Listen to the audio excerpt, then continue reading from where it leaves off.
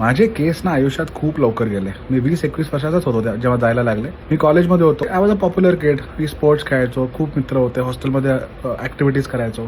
पण आतल्यात खूप माझा कॉन्फिडन्स कमी व्हायला लागला आणि दॅट द एज जेव्हा you want to date, you want to impress girls, you want to stand out, you want to look good. It's a boy to man age.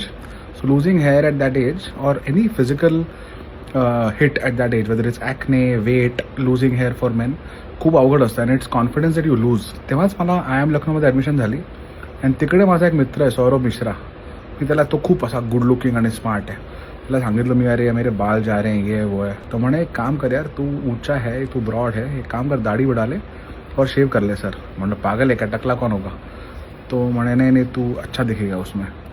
आणि that was 2009 आणि आता 17 वर्ष झाली आहे मी असा दिसतो. आणि मला असं वाटतं की मी बॉम्बे शेविंग कंपनी पण त्याचमुळे चालू केली. I was once I shaved my head, I grew out my beard. आधी कधी माझी गोटी होती, कधी फ्रेंच बियर्ड, कधी दाढी. इट लुक गुड आणि कॉन्फिडन्स जस्ट केम बॅक आणि I never had an issue. I have always been extremely confident. मला कधीच फरक पडला नाही की मी टकला. आय नो की you know my personality and my intelligence and my everything is not, it is not dulled by this thing. तर तुम्हाला जर काही गोष्ट आहे जी कॉन्फिडन्स तुमची कमी करते तर सॉल्व फॉर इट.